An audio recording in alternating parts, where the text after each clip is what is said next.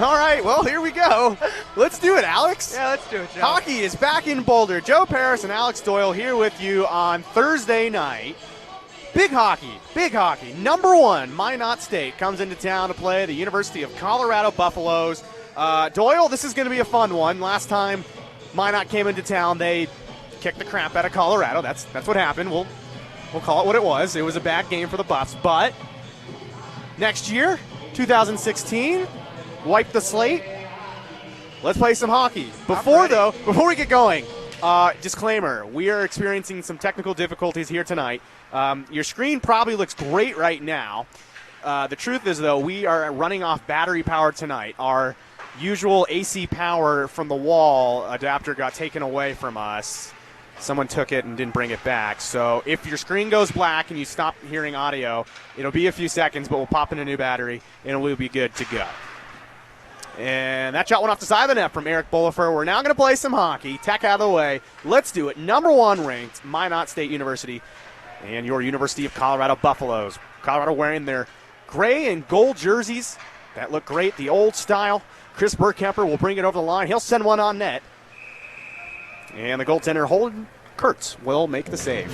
Yeah, there was actually that shot that went off the side of the net. I thought it went in. I saw the net move, and I was thinking this was going to be a long one for the Buffs, but escaped with it going off the side of the net. And we're able to just get it down the other way. But, yeah, Joe, like you were saying, we need to play a better game than we did the last time Minot State came to town. And they beat us 7-1, I believe, was the final. So it wasn't a good game. It was right towards the end of the first semester. It was a hard game to watch. Yeah, we also had a lot of injuries at that time. Well, Colorado has some more injuries for us to report.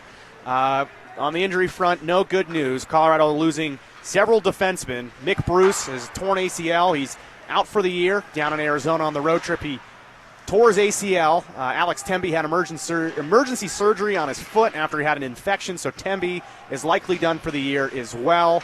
So the Colorado Defensive Corps losing their top two defensemen, which that's not good. That's never a good thing. No, it's really not. It just means that the other 6 guys now have to really step up and not let Minot get too many shots. Champagne, we know, is a very good goalie, but all it takes is just a few shots to go in. And if Minot's getting a lot of shots, then they have a higher probability of going in, obviously. So if the remaining 6 defensemen can step up for the rest of the year and not allow a lot of shots, I think we'll be okay.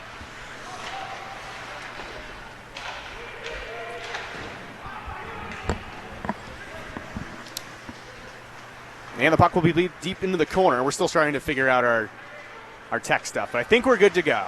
I'm sorry that the words are going to flash up on your screen here in a second, but we got it going. We do it all. There's 3 of us here. Someone asked not too long ago, like, oh, how big of a crew do you guys have to do these groups or these games? There are 3 of us here.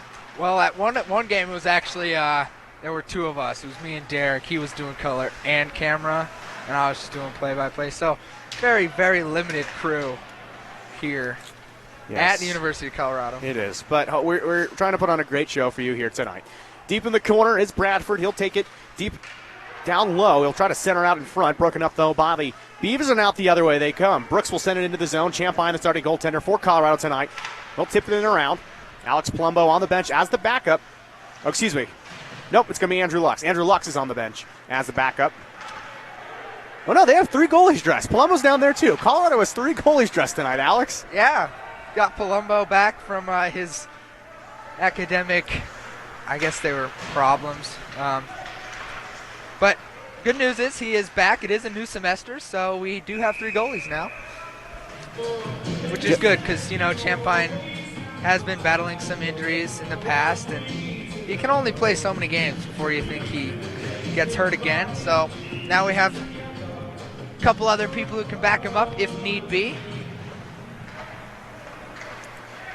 Play deep into the corner after another one face-off by the Beavers. They had a very good game against Colorado back in December. Face-off-wise, they handled that category pretty easily. Matt Hefter will send it across the ice for Devin Pilkington. Pilkington, usually a forward, has to drop back to play D since the D corps has been depleted with all the injuries. So Pilkington will play defense probably for the remainder of the season. That would be my guess. If he's back here now, the two defensemen that they just lost, Bruce and Temby, like we were mentioning earlier, likely out for the season. We know for a fact Bruce is. If Temby comes back, we heard it might be Nationals, but most likely out for the season. So that's a huge blow like we talked about earlier. So had to move a couple forwards back to play some defense. Adams will send it in from Colorado. And again, tonight's goaltender Holden Kurtz for the Beavers. Last time we saw Beauchamp, and Beauchamp had a masterful game, only allowing a single tally. But tonight we'll see Kurtz. Johnson comes over the line, tipped over on sides. Back shot, save off the side. Push through some traffic. Champagne got a piece of that one. It goes off to the boards now to Burkemper. He'll push it up now to Matt Anders. Anders will bring it in over the line. Martell will go after him into the corner. Anders will shoulder him away. Anders looking for a centering pass for Burkemper. He'll swing at it like a baseball bat as it deflects into the corner. Looks out to Adams. Adams with a shot through some traffic. Kurtz will make the save. Rebound for the Beavers. We sent out to center ice. Anders, though, will coil in over to Bauer. Bauer will get it in deep. Lipinski in the corner tries to get over to Johnson. Johnson has it kicked away. With it is Burkemper in the corner. He'll cycle it in along to Bauer. Bauer pinned up against the boards. Battling there with Morgan Martell. In behind now to Johnson. And Johnson will carry it out to center ice. 15:08 remaining here in our first period of play. Johnson will take it in down low all the way as the rest of the Beavers will go off for a change. Bollifer will skate on as Sam Briscoe ran into Johnson, and the puck will score it out to Anders. Anders has been out there for a while, so he's looking to go to the bench. He will. And here comes George Gruber, the seventh. Gruber over center ice looking for Nichin. Slips three. RJ Salvato into the corner. He'll be wrapped around by Pond. Pond will work it free against the boards. Salvato leaves it in behind, looking to dangle through some traffic. Through the pile comes Gruber. Gruber out to Trent Edwards. Edwards will sling it off over to Luke Coyne. Coyne in down low will finesse it along to Nichin, who'll be pinned up against the boards down low. Bryce Lipinski trying to lay the lumber. Comes free against the board. Salvato sends one. That one goes wide. Coyne coming in from the blue line, trying to hold it in. He does momentarily. Gruber will come in alongside as it comes free now to Salvato. Salvato takes a shot and a save by Kurtz into the corner. Good first chance for Colorado tonight. Nichin will tally it along the boards. Edwards holds it in as it gets out to center ice for George Gruber. Gruber back to Trent Edwards. The tall defenseman will chip it in. Glove down by Bollifer. Bus will go off for a change. It'll be finessed all the way down the length of the ice. Piner will come out of his net to play that one. Over to Devin Pilkington. Backhanded away the other way to Edwards. In from the blue line comes Fournier. Fournier will lose it into the corner. Edwards will move it along. Jarman will get his first touch of the night. Not a good one as it'll be tipped away by Zern and dumped right back in. Edwards, though, on top of it. A 1-2-2 forecheck from the Beavers as Pilkington will start the breakout for Colorado. Across from Hefter, left by Carter. Grabbed that by Pilkington. Hefter will have to skate all the way back into his own zone. Hefter now he's the official leader with the C on his chest usually, but now he's the actual, he's the guy for defense. There's a very thin crew for D, losing Bruce and Tempe, so it's Matt Hefter that's got to really lead this team out on the ice. And he's been doing a good job of that all year, so I don't think it'll be a big issue for him. He's just sort of used to it. Now it's actually more official than it may have been, but I think Matt Hefter will step into the new role that he will have to play very easily. It'll come naturally to him. David Coleman will be laid up into the boards like Cole Olsen. Olsen and Coleman will do battle. Coming in down low is Adams. Now to Coleman again. Coleman tries to dangle around a pair of defenders. Somehow got through the pile. Not with the puck, though. Palanchik will try to come after it. Chip back into the corner. After it will come Dickerson. Adams will move it along. Coleman will gallop it up out to center ice. Tipped off of Rich Wigton. Wigton will bring it over at the circle. Sends one through some traffic. Palanchik another shot, and that one goes high into the glass, and John Dorr will extend the arm and keep the play alive. In again, Kurtz will make a save. To the boards it will go. Wigton will play it, and it'll come out to center ice. Backhanded away by Dorr. Into some open space for Olsen. He'll bang it off the boards. Coyne will grab it there to Wigton. Whitson to the high slot. After it will come Kyle Lipinski. All the Lipinskis here tonight. Bryce, Cole, and Kyle. It'll be the captain, though, Brett Nespor. Nespor through some traffic, picking up some speed. Past Edwards, one man to beat a Champagne. And bodies will go colliding into the netting. And we will have a stoppage of play, understandably, as the moorings have been thrown from their usual place. Yeah, the Lipinskis are Bryce, Kyle, and Lyndon. Number 24, 27, and 33. But there is a Cole Olsen in between. Oh, God, I threw Cole Olsen in there. Yeah, it's understandable, Joe. It's School started again, Things happen. Over break, we stop remembering how to read, but that's okay. It's been a scramble with all the technical issues we've had. And it really has. We have handwritten rosters here. The printer broke. What a day. Oh, man. You think we really got our things together. Question from the commissioner, Chris Perry. The games tomorrow will be played in Fort Collins as we're having an ice issue here in Boulder, so this ice will only last here tonight. We'll talk about that here in a second. Colorado on a rush. Bauer will come after it. He'll leave it to Pilkington, and that'll come out to center. It'll be a race to the puck. Nesper will come after it.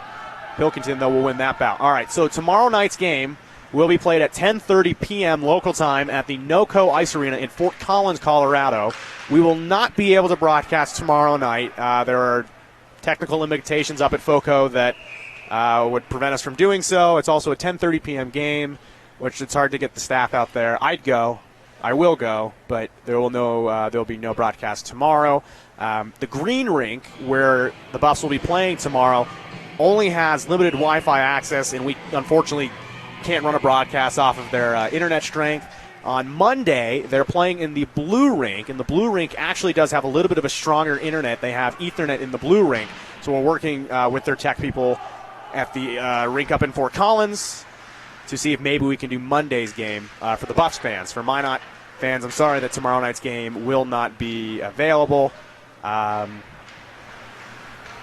that's all I got there, Alex. Yeah, I would go, but I have another game to call for. You do. Superior Rough Riders. You got Western States League. Anyways, I'd much rather call these two teams' game, but I know you would. Calls. I really know you would. Let's get back to this game. Yeah, so this game, though, man, it's been a long time since we called games, Alex. It has. Forgetting how to do this whole thing. Deanna will put it in. It will be wrapped around the boards. After it will come Gruber. We'll have a referee's whistle. I believe it's offsides. It looked like it was a linesman, but I couldn't see what was going on. Oh, icing, I believe, is actually the call. So. And I think Chris is asking Monday's game versus Buffalo. I'm pretty sure that Colorado plays Mercyhurst on Monday. But I could be wrong. I could have sworn they played Mercyhurst on Monday. And nope, that is Buffalo. I don't know why I thought they played Mercyhurst. They play Mercyhurst next week. So, yeah, Buffalo is on Monday for Colorado. That game may be streamed. It may not be streamed. Stay tuned to Twitter at CU Buffs Hockey for the latest on the broadcast situation. And we're hoping that our social media team, however, may still make it to the games to do live tweeting updates. It's just who's around this weekend. Holiday weekend. Monday, no school. Martin Luther King Jr. Day. Up the ice comes Gruber alongside Nitchin. Gruber sends one across in front, shot, and a great save by Holden Kurtz on the rush. Slotting perfectly to his left, the best chance of the game so far for either squad. No goal, though, no damage. 9:34 remaining in the first period, 0-0 hockey game. Yeah, so far there's really only been a few chances for each team. Neither team's really been able to set up too much. Colorado, a couple minutes back, had that extended time in the offensive zone where they were able to get a couple shots off, but Minot State thus far has not been able to set too much up to get a lot of really solid shots at Champlain. They have gotten shots, but neither team's really been able to set up a lot of offense in their offensive zone. This game's been played back and forth across the ice, a lot of neutral zone play. It's been very exciting so far, a lot of skating.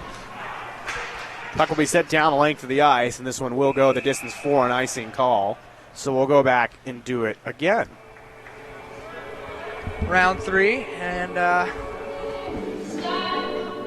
it's been an exciting game. A lot of technical skating that's had to happen, but Nitchin will line up to take this face off, and I'll give it back to Joe as he's back right next to me. Checking how much battery life we have. It says we have 80 minutes. I don't really think we do, though.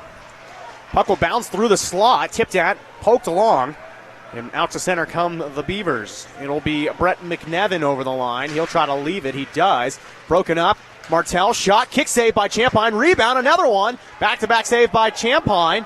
And Colorado will break out. They've got numbers if they hurry. It would be Salvato alongside Nitch, and Salvato a shot blockered into the netting and out of play by Holden Kurtz. Those were the best chances that Minot State's had in this period so far.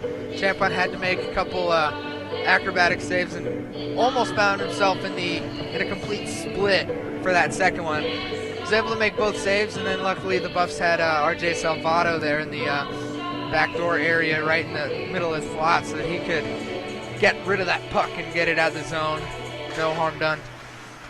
8:53 remaining in the first period of play. 0-0 hockey game. Number 1, Minot State. Number 8, University of Colorado. A big matchup. This may be, I think to me, this is the matchup of the week for the ACHA. Yeah, I don't know what other matchups are going on, but number 1 and number 8, 2 top 10 ranked teams. Very good all year. I agree. I think it is the game of the week for the league. And Coyne, a good shot through some traffic. Good shot, better save by Kurtz. He'll hang on. 8:28 remaining in the first period of play. Good results for Colorado, though, over winter break. They went down to Arizona and they beat the Wildcats back-to-back nights to pick up 2 big WCHL conference wins against the Wildcats. But back to Boulder. Tough test to start the semester at home. 50-50 hockey, though. Deep in the corner, Colorado will get wrapped up down low. It's Bryce Lipinski trying to push the pile. Comes out to center. Coyne will push it away. Brooks will hack at it. Luke Carter will try to get it in down low. He does. After it will come Nick Zern. Zern will shoulder in down low. Working with it is Bradford. Bradford takes a heavy shot. Jarman tries to scoop it out from behind, and the puck will slip out to center ice. Coyne will race after it, plays it off the boards, blocked by Brooks, bounce to Carter, and Trent Edwards will take over with 7:53 remaining in the first period. Deflected at center ice by Jarman, so icing called off as Zern will collect it in behind the net of Holden. Coming free will be Austin Yano, out to looking like Dylan Smith. It is Dylan Smith. To center it goes. Robbie Moore now with some speed, slides past Pilkington, handles around Hefter, looking for Smith in the slot, taken over, though, by Pilkington. Pilkington will back out to center ice. Martell will bring it in off the line. Jarman will slide it over to Carter. Carter will walk through some traffic, and he'll dump it in on net. Kurtz will play it to himself as Colorado will go off for a change. 7:18 remaining in the first period of play. 0-0 game. No chances really for Minot so far. Just those 2 shots about 2 minutes ago where Champagne had to make a couple really, really quick split saves. Olsen sends one off the bar there. And that one. That's called the broadcaster's curse, Alex. When you start talking about something not happening, it usually 9 out of 10 happens. That's pretty new. So out to center. Almost deflected back in by Parker Evans-Campbell. Out to the blue line for Lipinski. Through some traffic. Got it away into the corner. Hefter will come after it. Being chased down by McNevin. Flipped up in the air. Out comes Rich Wigton. Wigton alongside Palangic and Coleman. Buffs had numbers. Wigton will work through a body check to the corner in front. Looking for Palangic. Unable to collect on the doorstep. Out to center will go. This time leading the rush will be Brett McNevin. McNevin will be met by John Dora at the circle. Mishandles it as Dora will give him a heavy check down low. Centering one through the slot. Picked up another shot. A save by Champagne on the backside. Puck is still loose. Palanchik tries to come in and get that one. Bodies colliding into Champagne. Still alive, though, for the Beavers. Out to center. Out to Bob Pond. Here comes Bolifer. Through some traffic. Kick save to the corner. It'll go. And Palanchik will guide it along to Wigton, who looks up to Coleman. Coleman will slide it into the corner as the Buffs will go off for a change. On will come the number 1 line. Chris Bergkemper will be the lone forechecker. Played out to Johnson. Johnson will be ridden off by Anders. To Bergkemper. Tries to slide it along to Bauer. He'll wait at the line for it. Bergkemper will drop it for Bauer. To the corner, back to Bergkemper. Slides it through the defense. It'll miss John Dora. So Champagne will collect it from the circle with 5.5 to go in the first. Bergkemper will collect it at center ice. He'll look across to Bauer. Slides it into behind the end line. Nick Zern will take it. Dumps it out to center. Kept alive by Coyne. Buffs offside, so they'll have to tag up. Bauer and Bergkemper will tag. Anders alongside them. Waiting behind the net is Zern with 5:15 remaining. Zern will look up the ice. Hits Johnson on the fly. Got it away to the boards. Briscoe shrieking free to Champagne, and Champagne decides that he's going to hang on to that one, and he'll get the snow show from Bryce Lipinski. Yeah, I just want to go back quickly to that road trip we were talking about in Arizona. A couple tough losses, as we mentioned, defensively. But luckily, we were able to get a couple wins out of it, so that will help lessen the blow of those two very key injuries. Tembe's wasn't necessarily due to the trip. It was just what we call lace bite. Nick got a little infected, had to have surgery on it. But Mick Bruce definitely was involved in just went back down on his knee awkwardly during that trip to Arizona. But luckily the Buffaloes were able to get those. John Nitsch will come through center ice alongside Gruber. Here comes Nitsch, and he shoots a save by Kurtz, and it'll be deflected into the netting and out of play. What a rush, though, by Colorado there. A good play by Nitsch. Yeah, just sort of materialized out of nothing. I thought, they were going to get it out, pass it around in the neutral zone, but then all of a sudden they were just streaking down there, so we were able to get a pretty quality chance and make the goalie make a save. Nitsch will push it forward. Kurtz will guide it along into the corner. After it will come Martell. Nitsch will slide it in along. This time after it comes Kyle Lipinski. Lipinski out to center ice. Slides by everyone and everything, and we'll go for an icing call. Derek Brooks was not happy with that. He thought he had beat the icing call as it slid slowly to the corner. He was also behind, I believe it was Coyne there, so even if he was fast enough, Coyne still would have beat him there, so it still would have been icing. I don't know why he was upset, but it would have been icing either way. Pilkington will send one through some traffic. Got it away, though, by Morgan Martell. Played out to center for Lipinski. He'll look across to Brooks. Brooks will enter the zone. Shot on net is gloved by Champagne, and he'll avoid Kyle Lipinski, who is streaking in hot. And he'll hang on. Yeah, you are always taught to play to the whistle, and that's exactly what Kyle Lipinski was doing. He hadn't heard a whistle yet. He was going to see if he could get a stick on Champagne's glove, knock the puck free, and have a pretty decent chance at getting a goal. But refs blew the whistle, and Champagne was able to avoid the puck getting knocked out of his glove. Hefter will survey the scene. He'll skate it himself through center, flips it by Olsen, enters the zone. He'll be chased down, and they'll call him offsides. As I think it was Carter that was just sneaking over the line.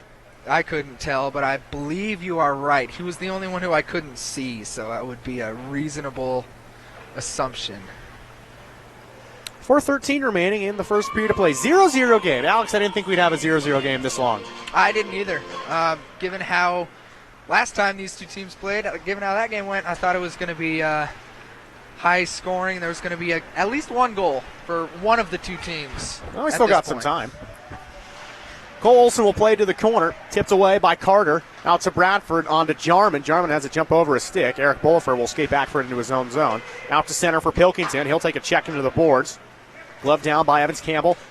Free comes McNevin. McNevin with a big shot. I think it might have gotten a piece of Hefter's stick as that one came through. To the corner it'll go again, though, for Hefter, and he'll send that one up into the netting and out of play for a whistle with 3:38 remaining in the first period of play. 0-0 hockey game on Thursday night. This game was originally supposed to be played at 9 p.m. They moved it back to 7:30. Pretty happy. Okay, they moved it up to 7:30. Well, backwards. I don't know. You know what, Alex? Doesn't matter. Call the game. It's at 7:30. Call the game. Don't question me. Okay, here's Burkemper. He'll send it deep into the corner. Bauer will race after it. Anders got a piece of it. It'll be moved along by Sam Briscoe. Into the corner to Yano. Over to Zern. Looking to Johnson. It'll hit Johnson in the side as it'll bounce against the boards. Burkemper will try to shovel that one out. Anders Johnson down there. Broken up. Kurtz will stick it away for Yano. Yano looks to Johnson. He'll be chased away, though, by Burkemper.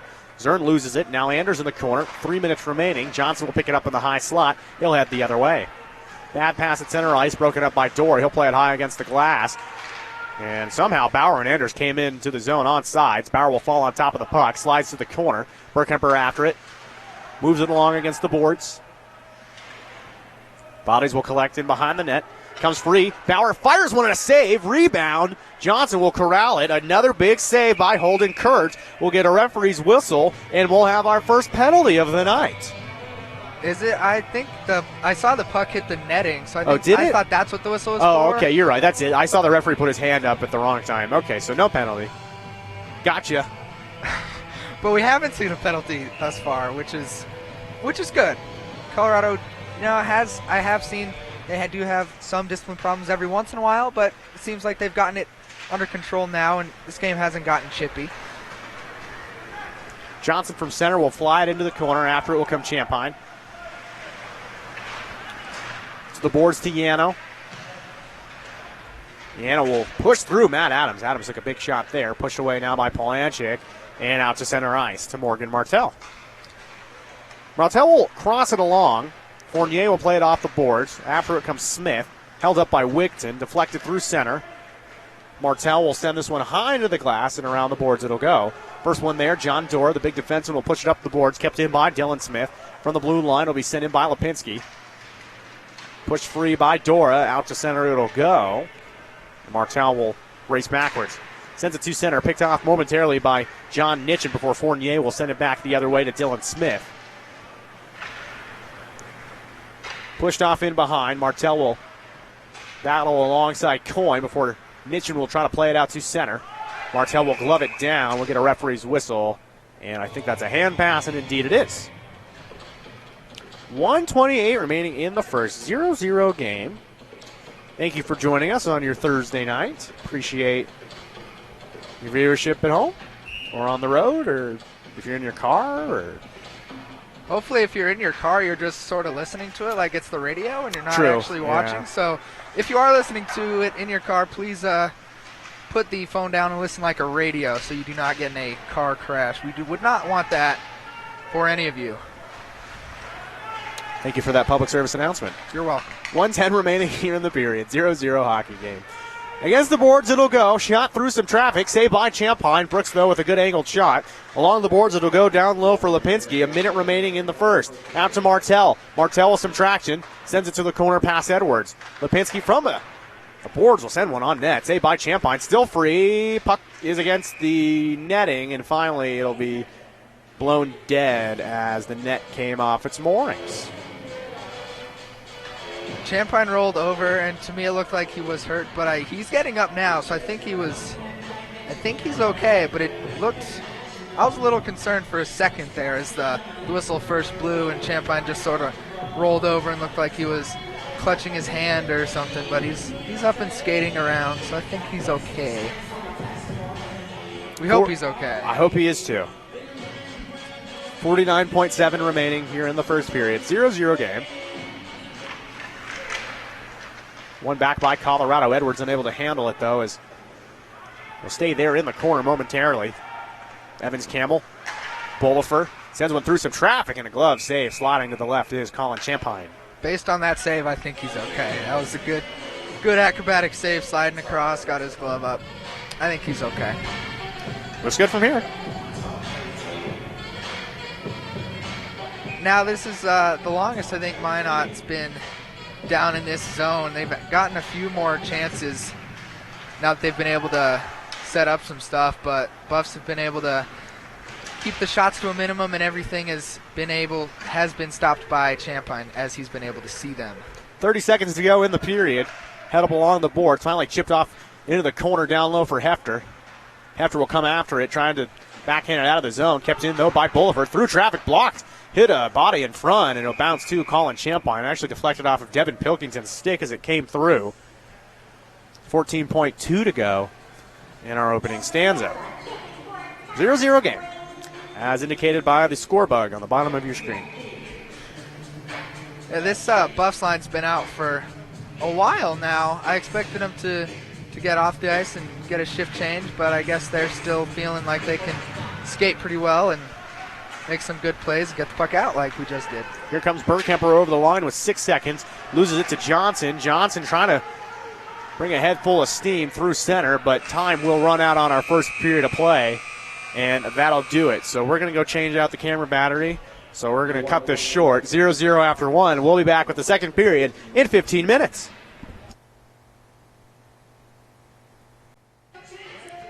Welcome back to Boulder, Colorado. End of the first period of play. We're about to start the second, because that's how sports work. I'm Joe Paris. This is Alex Doyle. Hi, Alex. Hey, Joe. How are you, guy? I'm good. Want to go get a soda pop after the game? Oh, sure, guy.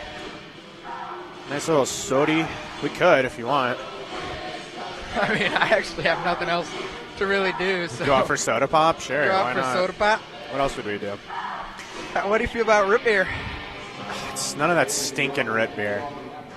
Did anybody at home get that? Did anybody get that gag? Please text us. That was that was a slap shot thing. That was a slap shot joke. That if you saw Twitter earlier, I said there'd be jokes tonight. There you go. Those were the jokes. All right. Well, I think we're going to call a better period now that we have all our tech stuff under control for the most part. Knock on wood. Knock on wood, which there's none of. Okay. Let's do some shout-outs. Shout out to Tracy Bauer, Jake's mom.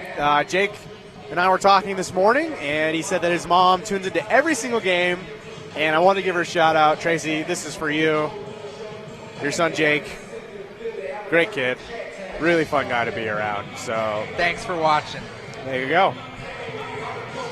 Promised Jake I'd give her a shout-out if he got a goal. So now he has to get a goal. Here's Burkemper. He sends one. That one goes wide on the near side. All the way out to center ice. Pilkington will jam it in, and we are underway in the second period of play. All right, 0-0 hockey game. Alex, what are you looking for this period? I think they started off the period, both teams started off well. There was a lot of urgency, but I think the Buffs need to keep the urgency up and just get more shots. Towards the second half of towards the end of the first period, they didn't get a lot of shots, so the goalie hasn't been tested too much recently, so I think they just need to keep shooting the puck on net, getting shots, make him make saves, and something will go in if you shoot enough. So that's what I'm looking for.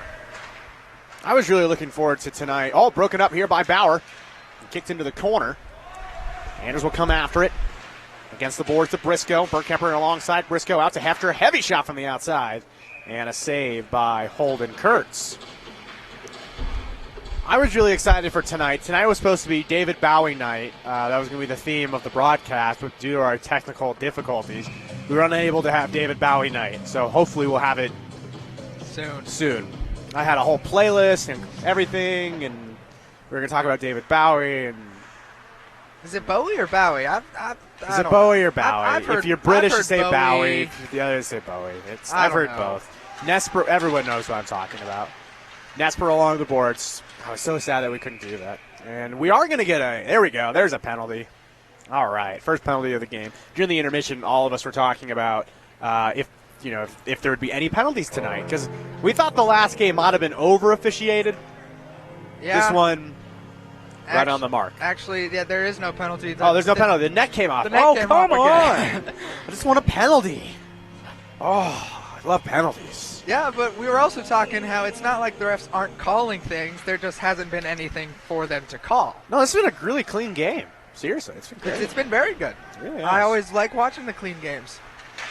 Unlike one game that you and I called back on Halloween night. Oh, my God. Against Arkansas, it was ridiculous. Or it Was was it- Missouri I think it was State. Missouri Missouri State, State, sorry. yeah. Not Arkansas, Missouri State. It's ridiculous. Anyways, here are the Beavers from Minot State, and they'll send it all the way down the length of the ice, and that will go for an icing call. There's been a lot more icing calls than I've seen recently, though, which, I don't know. I thought it was sort of an interesting fact. You may not find it interesting, but None at all, actually. I didn't All find right. that interesting at all. I usually just don't see this much icing in a game, but, He got his water back. I did. Now I won't choke and die or anything. That's good.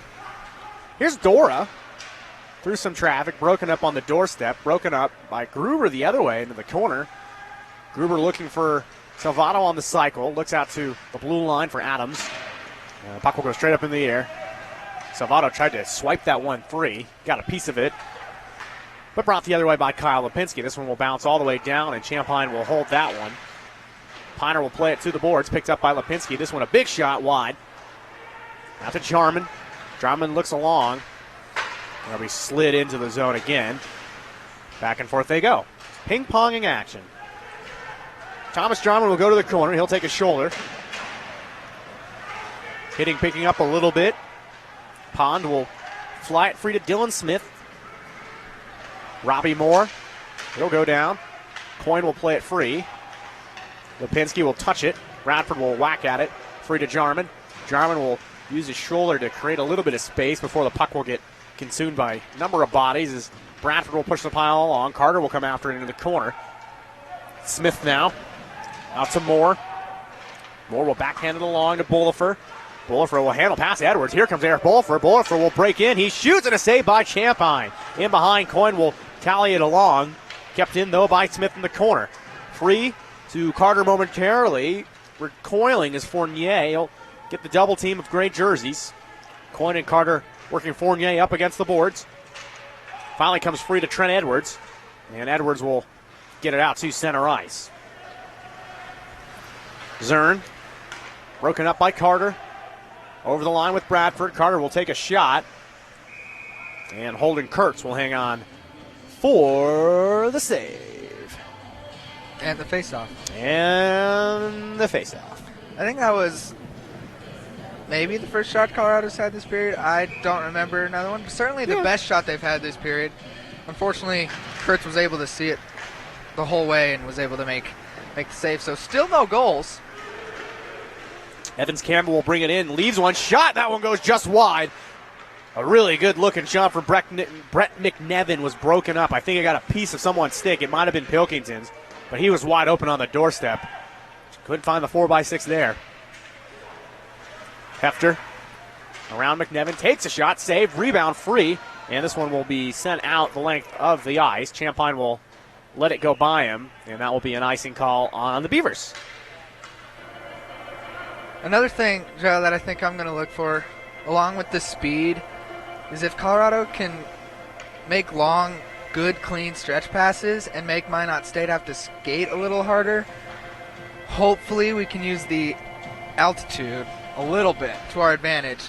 It's not as big a deal in sport like hockey, but I'm a cyclist. It makes a very, very big difference. So hopefully coming from the Midwest, they won't have altitude that they're used to. So maybe by the end of the third period, if we can outskate them, they'll slow down a little bit because they have to breathe and they get tired. That's another thing. Just try to outskate them, make them skate harder. Played over to Hefter in behind the net. Johnson will go down. Palanchik will touch it free at the blue line. Back to Johnson in the corner. Johnson will try to leave it. Looks like he was trying to hit Briscoe. Yano slides it free, and a diving Rich Wigton will break up the play. Here comes Pilkington. Pilkington will have Palanchik alongside him. Pilkington will elect to take it wide into the corner. Palanchik will bail him out in behind. Jerseys will collect in the corner. Flipped out to center. Kept though by Dora, and that will go off the stick of Kurtz and up into the netting and out of play. 15-15 remaining here in the second period of play. 0-0 score on Thursday night in Boulder. First Thursday back from the winter break holiday. Alex, did you have a good winter break? I did. I didn't do a whole lot of anything. Hung out with family, went over to Massachusetts for a little bit. Just sort of hung out, decompressed. How about you? I was here the whole time waiting for you to come back. Oh, well, I appreciate that. Sorry it took me so long. You're welcome. We will have a penalty now. This will be a tripping call against Chris Bergkemper. And Minot will get the first, maybe it'll be Bauer. No, it'll be Bauer. Bauer will get the trip, and we'll have our first power play of the night for the Beavers. Someone trips someone. Someone trips someone. I don't know what Bergkemper was. He was talking with the ref, trying to argue something. I don't know what, and he's still doing it. I don't know what what he's trying to talk to him about, but he's pointing down in the offensive zone for the Buffs. I don't think he was happy with something. I don't know. I didn't see anything. Did you see anything, Joe? No, I don't know what he's talking about. But we could have missed something. Maybe you saw it at home. The scoreboard operator will try to remember how to put the penalty up on the board. It's been a while for all of us. They had numbers up. They had zeros up there. There we go. Well, now we have 2 minutes, but we have it on the number 1. Yeah, it doesn't matter. It doesn't really matter. 2 minutes up on the board. Let's do hockey. And a shot right off the faceoff. Saved by Colin Champagne. So 2 minutes on Bauer. They don't have a fancy name for the penalty box. I feel like every team has like some kind of name for the penalty box, some kind of something sin bin, or the something. I don't know. Okay, that didn't go anywhere. Forget it. All the Western States Hockey League teams that I'm familiar with, they all like name their penalty box something funny or not funny. Here's Eric Bolifer.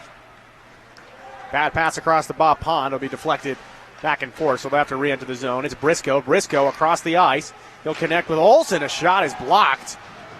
Kept in, though, by Smith. Across for Briscoe. Now a great shot and a better save. Olsen the shot. Champagne the save. Here's Bolifer. Bolifer through some traffic. Stick down by Dorr. Out to center. To Bob Pond. One-timer is gloved out of the air by Champagne. Parker Evans Campbell didn't get all of that one, but yeah, he got enough to get the shot up really high, and I think Champagne was thinking it was going to go low, so he dropped down and realized it was going up high, so he had to sort of jump off of his knees, and really impressive save, actually. I thought it was acrobatic. Looks cool. It did. 1:06 remaining on the power play. Here's Austin Yano. Yano back to Zern. Zern fakes it. Cross for Johnson. Johnson takes a shot, saved by Champagne. Bounces to the corner. Johnson again looks out to Kern. Not Kern, Zern. Johnson now to Zern. Zern through some traffic. And Nitchen will get on his horse and take it out to center ice. Nitchen alongside Gruber takes a shot and a save by Holden Kurtz. 13:36 remaining in the second period. 39 seconds. Remaining on the power play for the Beavers. They will have a defensive zone faceoff, though, with a man advantage. Yeah, Colorado hasn't been able to get shots in the middle of the ice. All their shots so far this period have been from probably the mid-circle, maybe a little further out, which are easier saves. So I think they also just need to start getting a little more traffic in front to get any rebounds that Holden Kurtz leaves. He hasn't left many, though. That's impressive. No, he's played really solid tonight. Both goaltenders have, as seen by the scoreless game. Here's Jeremy Johnson. He wants to break the scoreless tie. He'll bring it over the line with Nespor through some traffic into the corner. Bounced out against the boards. Zern across. Now to Yano. Yano dances free. Shot saved by Champagne. Rebound. Yano again. Centers one in front. Broke it up. And Nitchen will flip this one down the length of the ice on net. Bauer out of the box. Out to center. Pilkington will try to push it back into the zone. Collected by Zern. Zern up to Johnson, and we're going to get a penalty on Colorado on the hit at center ice. Coach Dickerson's a shot. No, we're not. Oh, we're not. Neither Okay, you saw that too, didn't you? Yeah, it was. You saw the I okay. thought it was. I thought it was too. No penalty on Colorado. Out to center. Lipinski will touch it to Pond. Pond will send it in down low. Hefter behind the net of Champagne. He'll look back and forth alongside Salvato and Carter. 12:17 remaining in the second period. Here's Luke Carter. Carter brings it over center ice. He'll backhand it away. Bolifer will come after it, plays it against the glass. Salvato will chop at it. Right in front of the Colorado bench will be picked up now by Dickerson. Dickerson slides, takes a shot. That one will go wide of the net. Dickerson across to Yano, back to Pond. Through traffic, blocked down in front, never made it through. Back again for Dickerson. Out to Pond again. Pond shot and a save by Champagne. He'll hold on to it as it goes right into his breadbasket. Yeah, Brooks was looking to tip that one down. Just mistimed it a little bit. Missed completely, so Champagne was able to make the save, but very good save. He saw it the whole way. So the Buffs have done a very good job of any shots that Minot State's getting, again, are from areas that aren't super high percentage scoring shots. They're from the point or from outside. So both teams have been doing a very good job of allowing their goalies to make saves. Dorr in the corner will try to get it out. Zern, though, will keep it at the blue line. Carter slides it all the way down the length of the ice. Bradford will come after it. Brad alongside Jarman. They'll scurry along the boards. Out to McNevin. He'll take a heavy shot as it's sent in deep. Zern takes a body as he'll wrestle in the corner. Finally comes out of the corner, and he'll be sent out to center ice. Now comes Parker Evans-Campbell. He'll take a shot and a save by Colin Champagne. 0-0 game, 11:04 remaining in the second. I don't know about you, Alex, but it just feels like an odd game. It doesn't really have any good flow to it. Yeah, like there have been points where there's like a lot of energy from both teams, but then there's been sort of lulls. I agree. It's been weird. I don't know how else to describe it. This is almost like lackadaisical. Out to center ice, across to Yano. Yano and Moore come across. Yano with a huge dangle left there in the slot. Moore couldn't send it towards the net. He's got it still, though. Moore slides with it. Coyne with it now. And Coyne will get it out to center ice. Here's Elliot Polanchik. Polanchik will slide by, tries to get it to Wigton against the boards. Pushed back and forth into the corner. Out to the blue line to Hefter. Kept alive momentarily as Hefter tried to glove at it. Kept in by David Coleman at the blue line. Pushed across to Kyle Lipinski, now to Robbie Moore. Moore through some traffic. Deflects over to Matt Hefter. Hefter to Wigton. Wigton can't quite control it. Bounces free to Coleman. Coleman gets shouldered off, though, by Nespor. They'll collide at the blue line as they'll say Coleman came in off sides. And we'll have a face-off in the neutral zone with 10:02 remaining in the second period. Yeah, Coleman didn't really have a choice but to go on offsides. He was on his knees. But regardless, he was offsides. You know, Joe, one thing that I've also felt like has made it a little weird is, you know, when you watch like little kids sports, whether it's soccer or hockey, and they all just like bunch up on the puck or the ball. There's been some of that where there's been like 6 guys together trying to battle for the puck, and that leaves like 2 guys on each team just off somewhere, and when the puck actually does get free, there's no one there. Yeah. That certainly helped with the odd feeling. It's definitely been a weird one. Be it. Bergkemper will slide it across to the high slot for Pilkington. He'll take a shot, and that one goes wide. Wraps around the boards now. Hefter at the blue line. Briscoe will break up the pass. It'll bounce out to center now to Nespor. Nespor will get pushed away by Pilkington, and Jake Bauer will collect it with 9:20 remaining in the second period. Still 0-0. Bauer will crash it on the fly. Bauer's got a little bit of an angle. Takes a shot. Blocked from behind, though, by Bob Pond. Chances are few and far between here tonight. The defenseman Dorr will slide it through center ice. Bauer flips it to the corner. Bullifer. He don't get it free. It'll be Bryce Lipinski now that comes up the ice. Alongside Lyndon Lipinski. Lipinski takes a shot. Gets blocked over away by Matt Adams. Icing called off on the deflection at center, so Kurtz will come out of his net to play this as George Gruber will fly down the ice on the forecheck. Gruber looking to create a turnover. Martell, though, will take it himself. Martell will handle around. He's still got it. Sends one on net, and Champagne will make the save and elects to hang on for the faceoff. 8:25 remaining in the second period.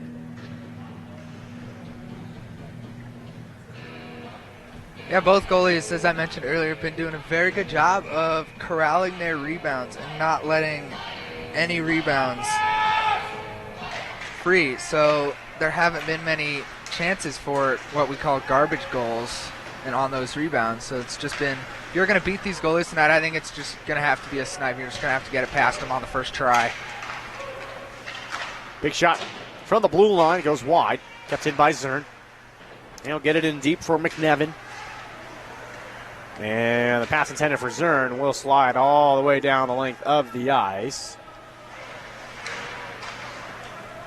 Zern will take it from the corner. Chips it away. Now to Jarman.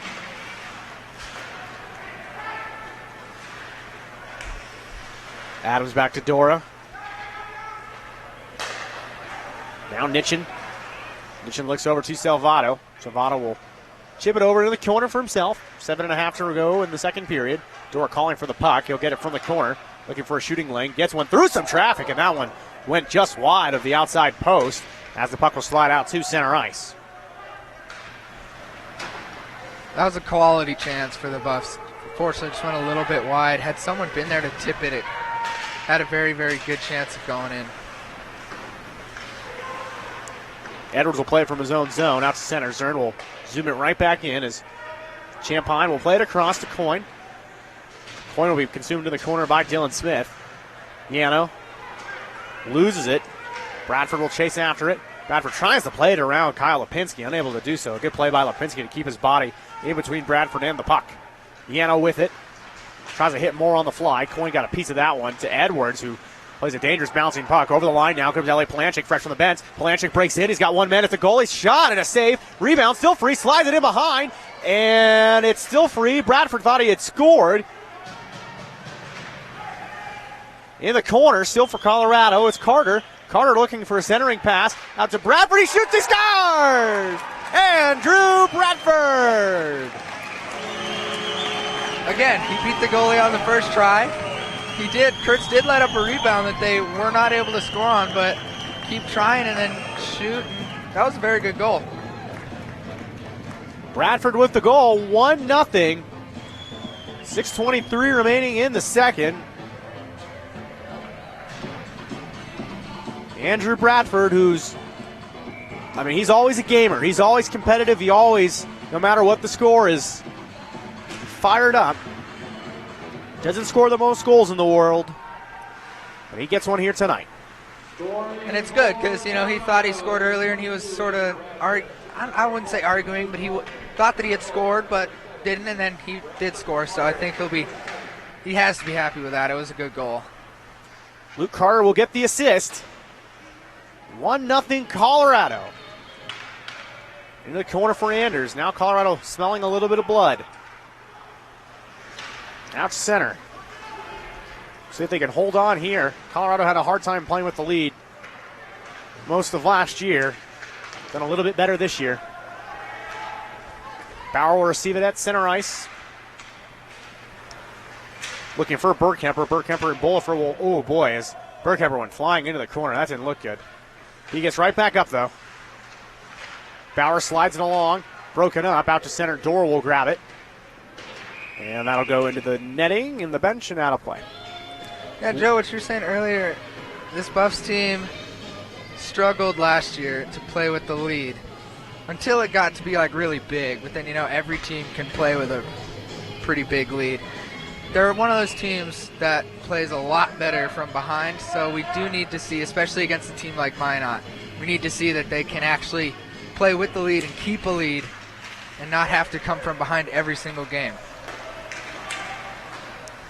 Zern over to Lipinski with 5:15 remaining in the second. 1-0 Colorado. Shot saved by Champagne to the corner. It'll go. Bounces free. Shot save. Rebound to the corner. It was Bryce Lipinski that got the shot there. Coleman back over to Adams. Adams will chase it into the corner. Plays it off the board. Stays in. Chopped out by Palanchik, and this one will bounce out to center ice. Will actually slide all the way down. And Holden Kurtz doesn't have a choice but to hang on for the whistle. 4:43 remaining in the second. 1-0 Colorado. I guess he did have a choice. He could have just given it right to Coleman. Okay, there's always a choice. But is there really the choice? No, but he did have the choice to give it to Coleman. Okay. He made the better choice. I stand corrected. You are right. Made the better choice. Make the good choice, kids. Yano will be chased off into the corner, played against the boards, and out to McNevin. Brett McNevin brings it over the line, handles around Coyne. They'll slide into the boards. Salvato will come up with it, run into John Nitchin. The two will lose the puck. Out to Lipinski. Yano fires it around the boards. First one to it will be Cole Olsen. Olsen will lose it. Shot from the angle from Olsen. Shot and another save, and they score. Do they? I haven't seen a signal yet. I haven't seen a signal, but I thought that one looked like it might have gone in. Champine's looking for it. Champine's looking for where it is. Yeah, I think it. I still haven't seen a signal. I don't think they did score, but there's a lot of arguing between the two. There was some pushing earlier. Linesmen have separated them. Here we were talking about it being a clean game, and Well, I guess it's not going to be a goal. I thought right it was on the line. on the. Yeah, Piner left it on the line. Kind of tongue in cheek. He leaves it right on the red line. But it was not a goal. So no goal. I could have sworn that went in. I couldn't tell. There was a lot of bodies. I just was going by what the ref did. So I thought it would have been a goal, but I didn't see a signal. So apparently not. So no I don't goal. know how. Piner got in between it. So they'll play this one back and forth. And Salvato will move it forward. Over to Yano. Yano in behind. Will break out of the zone with 3:48 remaining. They'll collide in the corner. Comes free now to Johnson. Johnson handles it. A glove save by Champagne. Loses the puck, though, out of his mitt. It'll go into the corner. Gruber will chase after it. Pond will send it through some traffic. Hit a body in front. Puck free there, hanging idly in the slot. Johnson kicks it to himself. Takes another shot and a save by Champagne into the corner. It's a good thing Champagne had his teammate George Gruber right behind him when he lost that, because that would have been very devastating to make the original save and then have the puck come out of your glove and on the opposition's stick. But Jarman will push it forward. He'll come after it alongside Nitchin. After it will come Bob Pond. Pond licks up the ice. Connects on the fly. And it'll be deflected on net.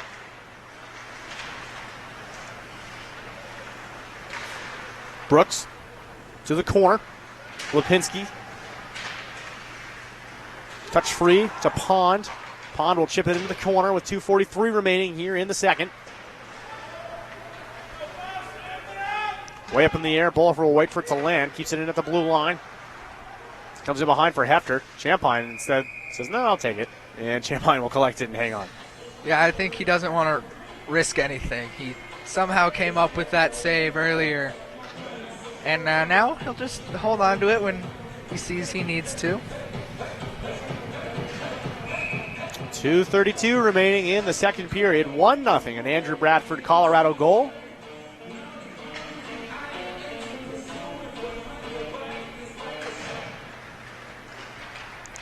Bodies will collect on top of each other after the faceoff. Comes free to Colorado momentarily. Deep in their own zone. The Buffs look to work it free. McNevin along the board. Slides it along to Olsen. Olsen alongside Dora. The two will do battles. It punts over now to McNevin. On the back door looking for Martell. Just couldn't connect as finally Colorado will carry it out of the zone. Now to Bauer. Bauer slides it to himself. Leaves it for Anders. Anders will have it taken from him, though, as Minot will play it out to center ice. It's Martell. Martell will slide it into the corner. Centers one in front, blocked in behind. Martell still with it. 1:48 remaining in the period. Blocked in front. Dorr will take it in behind. Good forecheck, though, by McNevin. McNevin will break it up in down low. Evans Campbell. And into the netting and out of play. 1:36 remaining in the second. You know, Joe, one thing I think has helped the Buffs this game as opposed to last game is the faceoffs have actually been more contested than they were last time. I think Minot still has the edge, but it's not as large. The edge isn't as large. They haven't won as many faceoffs. There's still it's more of a contest, and that certainly helps when you can win faceoffs and get the puck. Yeah, with a shooting lane, a good shot saved by Champagne. Into the corner it'll go. Minute and a half remaining in the second. Here comes Jake Bauer with it. Bauer will lose it to Jeremy Johnson, and Johnson will dump it in down low. Nesper will come after it. He'll be ridden into the boards by Adams. Free to Johnson. Johnson handles through a pair of defenders, and it's blocked away into the corner. In the corner, still with it. At the blue line across to Yano. Yano looking for a shot. Takes one. It goes high on Champagne. Off comes his mask. And we'll get a referee's whistle with 1:03 remaining in the second.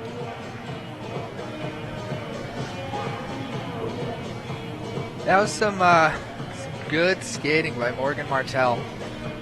A lot of defense. He's a smaller defenseman, and so a lot of the smaller defensemen, have to be able to skate better than, a guy like John Dora, who still is a good skater, but being 6'4", 225 pounds, you don't have to be the best skater on the ice, but Martel showed that he can skate pretty well, and it's always nice to see defensemen who can skate well. I play defense and I can't skate, so I always find it fun to watch people who can actually skate well. Minute remaining in the second. Comes out to the boards. Shoveled into the corner. Brooks will play it down low. After it will come Lyndon Lipinski. Lipinski in down low alongside his brother Bryce. Yano, 45 seconds, throws it through. Actually hit his teammate Derek Brooks in the chest. To the boards it'll go. Colorado scrambling around, just trying to get it out, and they finally convince the puck to center ice. Here's Austin Yano. Yano over to Lipinski. He'll backhand it all the way around the boards. It'll slowly slide in behind the head of Champagne with 27 seconds remaining in the second period. Brooks with it from the corner, looks out to Yano. Yano will slide along the blue line. Steps back, shot on net, saved by Trent Edwards. Edwards playing a little bit of goalie there, put his legs together. Finally comes free as George Gruber will bring it over the line with time winding down. Gruber gets around a man, and it looked like it should have been a tripping call. The Colorado bench thought so. After a shot from the outside, 2 seconds. Salvato takes a shot, and it'll hit Yano, and that'll do it. 1-0 after 2. Colorado's bench wanted, they wanted it. He did trip. I know the defenseman was sliding, so sometimes refs do give defensemen benefit of the doubt when they're sliding like that, but I don't know. I've seen it called both ways. Some of the fans here wanted it called. The Buffs bench wanted it called. No call. Time was running down anyway, so there wasn't going to be much chance for a power play anyway. But it'll be interesting to see how the Buffs go into this locker room with the lead. When they come back out, it'll be interesting to me to see how they play. I think they need to come out a little faster than they have some periods. They did a good job this period coming out fast, but they still need to be fast in order to not let Minot come in and score quickly. We're going to step aside. 1-0 after 2 periods of play. Andrew Bradford the lone goal. Colorado leads 1-0 over Minot. We'll be back in 15 minutes with the third period.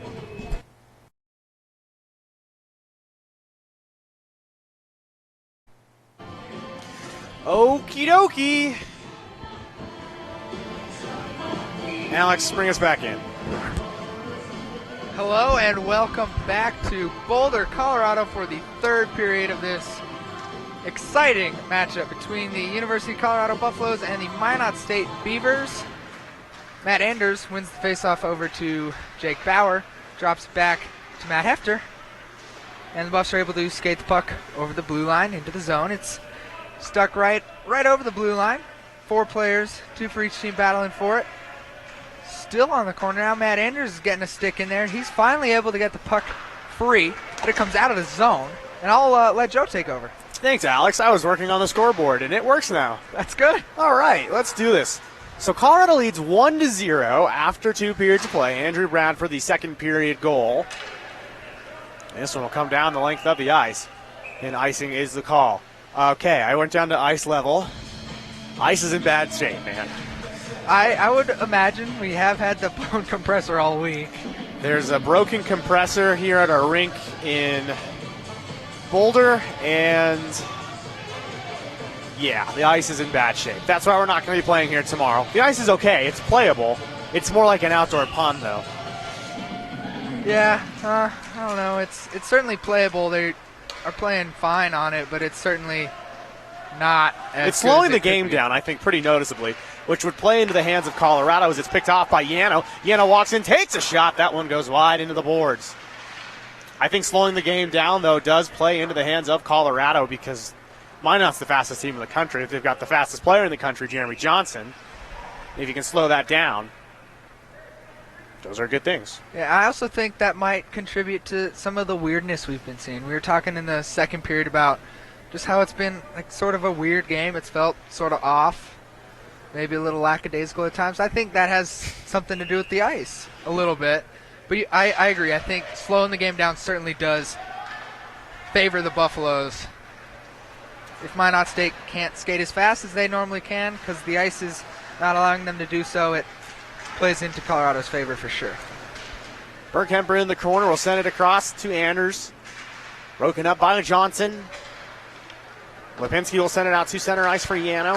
Yano tries to find it for Nespor, but Salvato broke that one up at center. It'll bounce right back out to Jeremy Johnson. Johnson's been quiet tonight.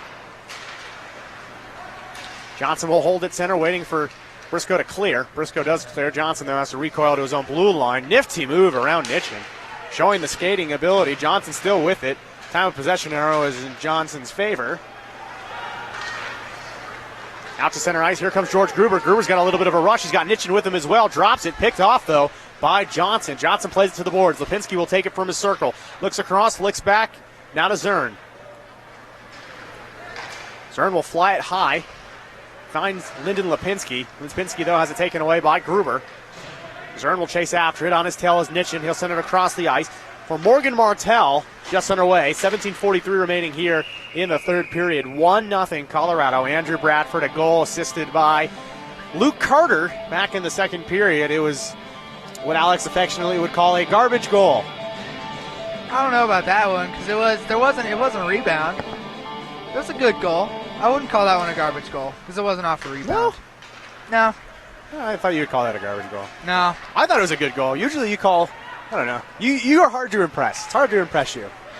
I don't try to be hard to impress, just goals that are scored off of rebounds are typically garbage goals. But that one was not off a rebound, so I thought that was a good goal. All right. Well, then a good goal. Well, it doesn't matter if it's a good or bad goal. It's a 1-0 goal. It's a goal. There it is. Riveting hockey commentary from two college broadcasters. This one will come all the way down the length of the ice and will be awarded icing. So we'll come back down and do it again. Yeah, during the second intermission, we were down at ice level. It was cold. It's cold in this rink. It is so cold in this rink. And all the Colorado people, anyone affiliated with them, the athletic trainer, us, some of the players, were saying it's cold. Then one of the Minot State players said that it's actually really hot.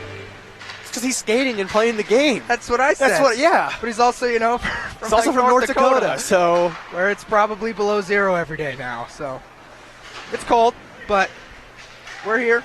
They're here, playing some hockey. That is it. That's why we're here. Jarman takes a shot, and this one comes out to center to Trent Edwards. Edwards will look across towards Coyne. He'll hit Coyne there as the defenseman will walk into the zone. Leaves it in the high slot, bounces free at the blue line, backhanded by Wigton to the corner for Jarman. 16:35 remaining in the third. Coleman will try to pinch that one along, comes out to Coyne, waiting for it at the blue line. Colorado doing a really good job here. Their first game, minus their big defensive guns. Mick Bruce and Alex Temby both pretty much done for the year. And those were Colorado's top two defensemen throughout the entire season. And you lose both those guys in a very small window of time. You got a much different looking defensive core. Yeah, but the remaining defensemen that we have stepped up. And I said that at the beginning of the broadcast is that's what they were going to need to do. And so far they've done a very good job of stepping up and filling in the roles that Mick Bruce and Alex Temby have left. And believe me, those are two four big shoes to fill. Kicks away out of the corner, comes to Yano. Yano tries to streak through the slot, still with it, takes a shot, saved by Champagne. Rebound, corralled out to center ice. Dangerous rebound. It was a juicy one. Stretch pass from Kurtz. Now Yano will bring it off the pass from McNevin. Yano trying to get some space, centers one, no one home. Jake Bauer will intercept it for Colorado. Here comes Bau. He's alongside Bergkemper. Bauer handles through and couldn't deflect it on. Cycled into the corner, picked up by Austin Yano. Yano will send it out to center, picked off by Dora. Dora will play it off of Johnson. Held up at center. Here's Dora with it again with Bergkemper. Bergkemper will slide it in around the boards. Bauer will touch at it as it's pinned up against the boards. Adams will collect it with his body. Sends it right back in as Bauer and Andrews will both clear at center with 14:45 remaining in the third. 1-0 our score.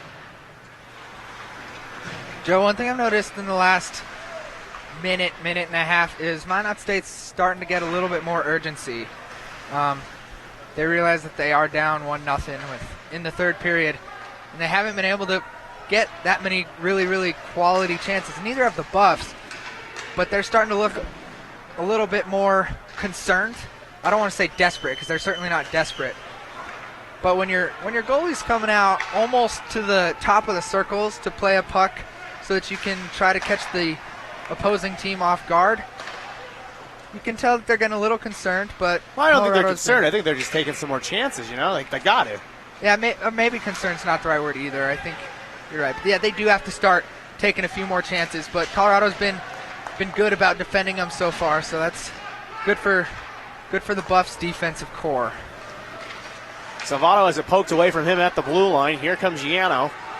Yano alongside Brooks. Slides past the defender. Coyne, though, will break the puck up as he'll push it to the corner. Salvato will blast it back to Coyne. We'll have a delayed penalty on Minot, so Piner will go to the bench. Gruber will send it out to center for Carter.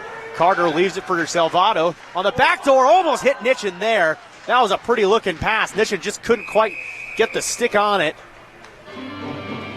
But we will have our first power play for Colorado, a cross-checking penalty against the Beavers.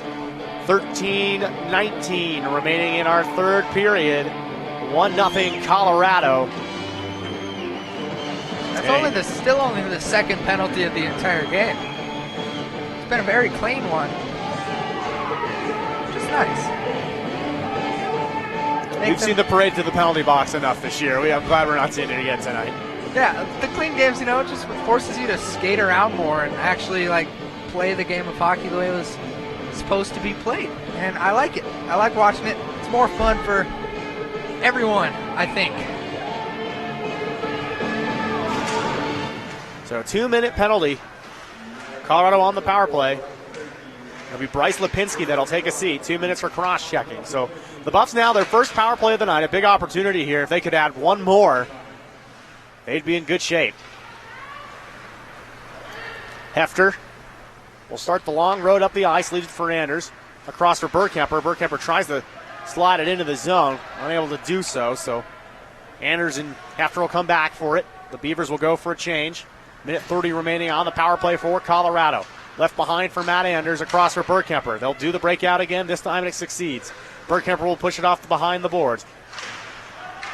Hefter unable to keep that one in as it's going to be a race to the puck. Skating quickly is Nespor. He'll get there first. Leaves it for Dickerson. A shot, a save by Champagne. Falling backwards on his heels.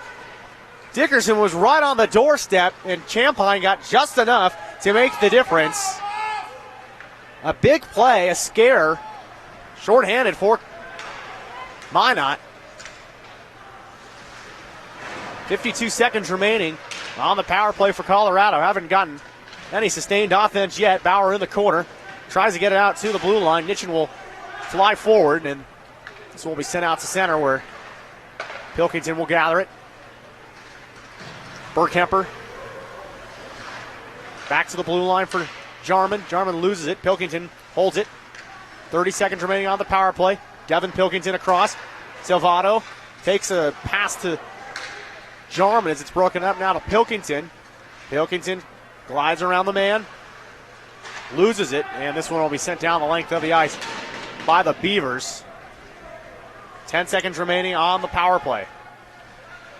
So Minot with the pretty solid showing here on the shorthanded challenge. We are back to even strength with 11:18 remaining in our third period. 1-0.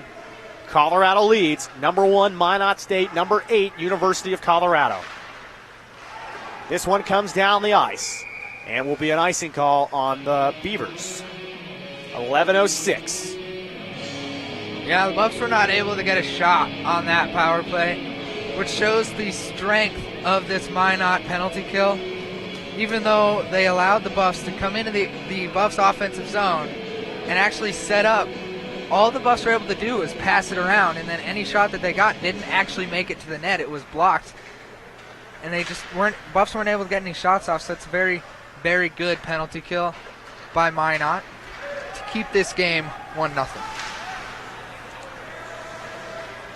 Played in now to Adams. Adams will play it off the boards over to Coleman. Lipinski, Lyndon Lipinski that is, shot on net. It's a save by Champagne to the corner. They'll shuffle in down low as Wigton will break the pile with 10.5 remaining here in the third period.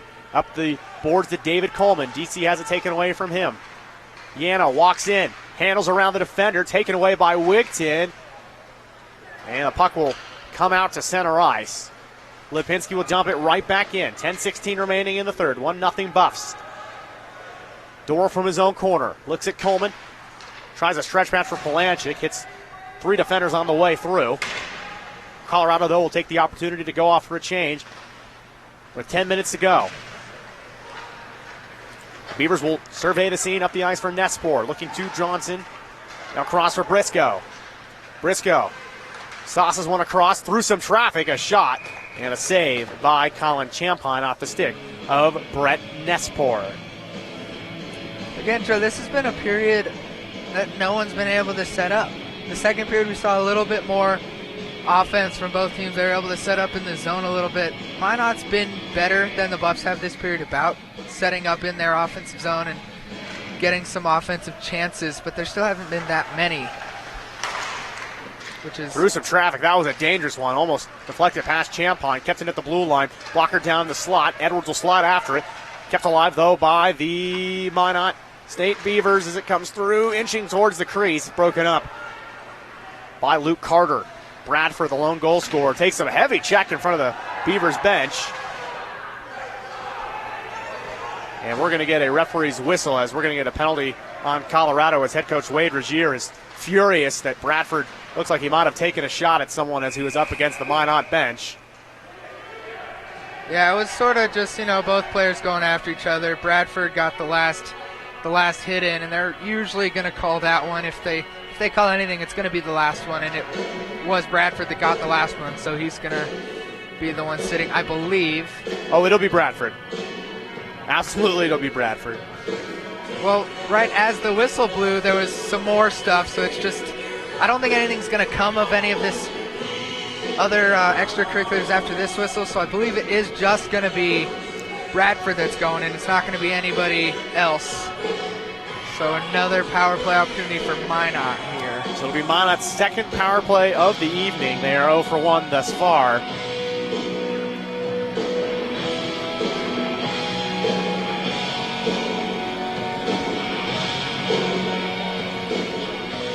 All the Beavers are having conversations with the officials right now. Not sure about what, but I couldn't tell you. There's five players for the Beavers and 4 officials. They've each picked an official. They are literally all 5 of them are talking to somebody. Again, we don't know about sometimes you just what. need someone to talk to, man. Yeah, I get that. I do too. I can't say I've ever picked an official, but I agree. You need someone to talk to. Well, we're going to talk about hockey again. Sure, I guess.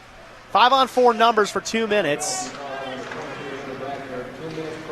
So Brad will get the cross-checking penalty.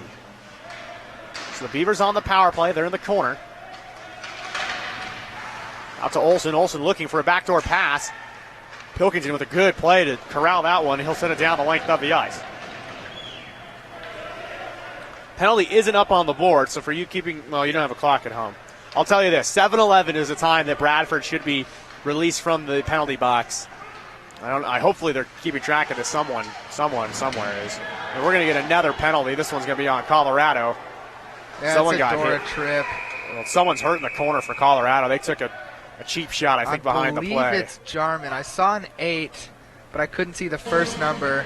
Yeah, it was a really high hit. His head went directly. It was nowhere boards. near the play either. It was actually Matt Anders. Matt Anders. It's hard to knock a big boy like Matt Anders down like that. He's well, he got hit from behind. He did, and that certainly helped. And no call on it. It's only going to be Dora getting the penalty here. So it'll be 5-on-3. I don't know for how long. Oh, I don't want to do the math, Alex. My head hurts. What's the math? Jeez. It's going to be a minute and 15 seconds if the 7-11 is correct, which I believe it is. I think it's a minute and 15 seconds by my rough calculations. Neither Joe nor I are math majors. So not even close. I'm not a big fan of math. They will put Dora's penalty up on the board.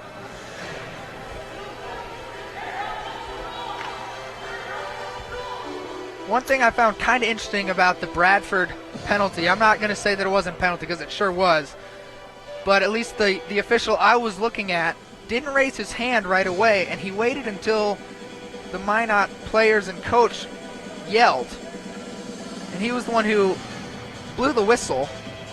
So it certainly was a penalty, but it just seemed like maybe he waited a little too long to put his hand up. I don't know if you saw the other official, if he put his hand up right away, Joe, but that's just what I observed. Regardless, it was a penalty. It should have been called. So they put both penalties up on the board, so it'll be a minute and 12 seconds of 5-on-3, and then it will be a 5-on-4 power play following that. Beavers trail 1-0. A big opportunity here, though. A test for Colorado defensively. Slides across into the corner for Johnson. Johnson looking at Zern. Takes a shot. Saved by Champagne. Rebound. Played to the corner. Pilkington got a piece of it, but Johnson still with it. The dangerous Johnson will take a shot from the high slot. Tipped away now to Yano. Yano inches in. Shot blocked by Hefter. Pushed to the corner. 45 seconds of 5-on-3 remaining. Out to the blue line. Zern on the back door. Nespor. Pass across for Johnson, misses. Trickles over to the corner. Nespor with it. Pushed up against the boards by Hefter. Tries to slide it to the blue line. Kept in by Yano. Yano back to Johnson. Johnson walks in. Saved into the corner. Another one. Zern, another save by Champagne. 20 seconds remaining on the 5-on-3. Yano slides one. Nespor looking for a pass. Blocked by Hefter. Out to the blue line, and it'll slide to center ice. Colorado will scurry to the bench to change numbers. Zern will bring it back in. He'll look across to Johnson. Onto the scene comes Bullifer to Johnson, now to the corner. 5-on-3 expires. 45 seconds remaining of 5-on-4. Picked up by Coyne in down low. He'll work at it. Trying to get it free as Carter will skate after it.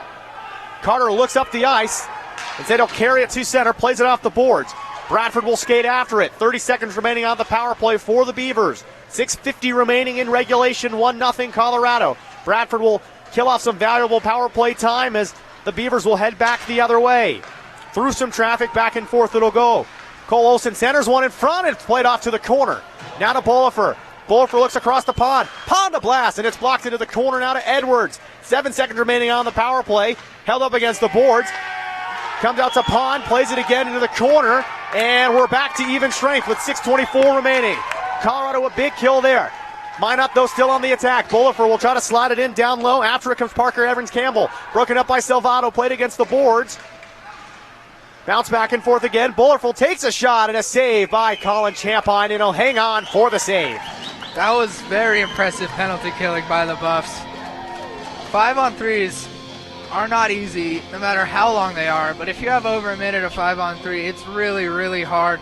They did a very good job of not allowing too many shots, and again, most of the shots that were allowed were from areas that Champagne could see and could make saves, and then once that 5-on-3 expired, there was maybe 1 or 2 shots for the last 45 seconds. Lipinski from a drive from the outside, blocked by Salvato. Colorado will have numbers if they hurry, a 3-on-2. Broken up, though, by Lipinski, and Colorado brought the puck in. Offsides. I don't know, Joe. They called it offsides, but it looked like it stayed on the line to me. It didn't come all the way out, but again, we're a little bit a ways from the ice. Linesman made the call. No one's arguing it, so I think it was offsides. Shout out to my boy, Bobby B. Dennis, checking in on Twitter from North Dakota, sending me the weather report for this week. Are you ready for the week's highs in North Dakota? 14, am I? 14 degrees this week is the high. Ooh. Look at that. Cloudy in North Dakota, USA. Thank you to Bobby B. Dennis. What, today here was like 40-something. Yesterday was 50. Yeah, we don't know cold. Anyways, heating up on the ice, though, with 5:45 remaining in the third. Lipinski will send it across to Yano. Yano will walk in, sends one through some traffic, high on Champagne. He'll grab the save, and he'll hang on. 5:38 remaining in the third. 1-0 game. Boy, you can feel the energy in the building, kind of in pulsing through. Yeah, it was quiet most of the night. It's starting now. You can start to hear, even the benches for most of the night have been quiet. You're starting to hear a lot from the Minot bench. I can't hear as much from Eric Ballard and his coaching staff or his players over on the Buffalo's bench. But you can hear it in the stands too. It's certainly starting to heat up a little bit, get a little bit louder in here. And Colorado will bring it in offsides, 5.5 to go. 1-0 Buffs lead. Much different game than we saw back here in December. The final in that one was 7-1. I don't know what that whistle was for, actually, because the face-off is... Face-off will stay in the zone, yeah. I don't know what the deal... Well, the face-off will... Doesn't matter. Face-off's there. Doesn't really matter why. We don't get extra points for identifying it. No, we don't. We don't get points for really anything, do we, Joe? No, we don't. Yano from the corner, another draw win by the Beavers. Misplayed from the boards by Burkemper. Picked off now to Johnson. Johnson with some space. Moves around Hefter. Johnson fires, and a save by Champagne. Kept in against the boards by Burkemper. Great save by Colin Champagne. Johnson another one. Sends one, this one high off the glass. It'll wrap around the boards. Here comes Bauer with Anders. If they hurry, they'll have a 2-on-1. Johnson, though, will catch it with the play. Looking to drop it for Burkemper. Picked off by Austin Yano. Yano will bring it over the line. Yano crosses it. A shot and a save by Champagne. Another save by Piner. This time robbing Sam Briscoe. 4:52 remaining in the third. Piner's biggest save of the night. Certainly is. Definitely his biggest save. That is probably one of the biggest saves I've seen him make, maybe even all year, certainly in the last few games. That was a huge save to keep his team in the lead here, and it is nice to see Matt Anders back after he did take that high, late hit. Nice to see him back skating. Looks like he'll be okay. I think it just shook him up a little bit more than anything. 4:47 remaining in regulation. 1-0 lead. Zern the last shot, gloved out of the air by Champagne. And Piner taking no chances. He'll hang on to everything the remainder of the way home. He has to. He can't afford to just let anything go and let his defenseman try to clear it out, because Minot's been very good about corralling any loose pucks, so he has to just hold on to it, keep holding on to it, and the Buffs have to keep not letting Minot get shots in the slot. They have to keep all the shots that they do get from. And they'll score on that one on the backside. Lipinski got a piece of it as it slid through some traffic and was pushed home. We're tied at 1 with 4.5 remaining. It looks like it was Lyndon Lipinski that scored on that one as I'm looking at the replay monitor here. Colorado unable to get that one out of the zone, and the Beavers have tied it late. Yeah, Champagne just couldn't get over it quite fast enough, and there was no Colorado defenseman on Lipinski, so Lipinski was able to get the puck and just get a shot right away. Champagne was close. He was about as quick as you're going to get across the crease. It just wasn't fast enough for Lipinski's shot. Next one effectively wins. This one will come all the way in behind to Champagne. He'll wrap this one all the way around the boards. Bolifer will keep it in. The Minot offensive pressure has been tuned up to 11. I would say relentless. Shot comes through some traffic. Lipinski will try to wrap it around, send in front. Shot safe, rebound, and we're going to get a referee's whistle as the net was dislodged. So Lyndon Lipinski will tie it with 4:13 remaining in regulation. Yeah, Joe, the net's been coming off a lot more today. I do think that's because of the ice being not fully frozen, as we've mentioned before. So it's, it just stops things every once in a while, but gives Champagne a chance to breathe. He hasn't had many of those in the last half of this period, certainly. So any chance he gets, I think he'll take. Another face-off win by the Beavers. Pitched off into the corner. Johnson with the puck. He's dangerous near there. Puck slides in on the end line. Nespor. Bull for a slap shot. Blocked in front. I think it hit Johnson. Nespor in the corner. Looking out to Bolifer. Picked off by Gruber. 3:55 remaining in the third. Tied at 1. Lipinski ties it. Mitch it in down low. Pond will take care of him against the boards.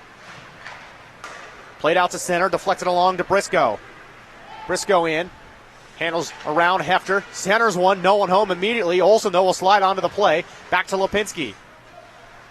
Kyle Lipinski will try to finesse it low. Picked off by Anders. Here comes Burkemper. Burkemper with Bauer. Burkemper slides it by Yano. Can't completely get by him. Gets a shot on net. It's still there. Bauer on the doorstep, but the net was dislodged. And that'll draw a whistle with 3:21 remaining in the third. I think that's been Colorado's best chance of the period. They didn't really they got a shot. It was pretty easily saved. But then they weren't able to get a shot when they really had a chance to put the puck in the net because the net was dislodged. Bergkemper will stay out there with Anderson Bauer, the defensive pairing, Pilkington and Hefter for Colorado. 3:21 remaining in regulation, 1-1 game.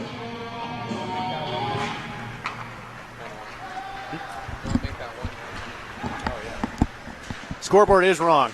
Chase Howell, our intern here, has pointed out it is actually 1-1. My mistake. Thank you for pointing that out, Chase. Very good. The faceoff was won by Minot. They got it out of the zone momentarily. Buffs put it back in now. Minot's going to break it back out, and Joe will take back over. Johnson in down low. Handles around Hefter. Still with it is Colorado in their own zone.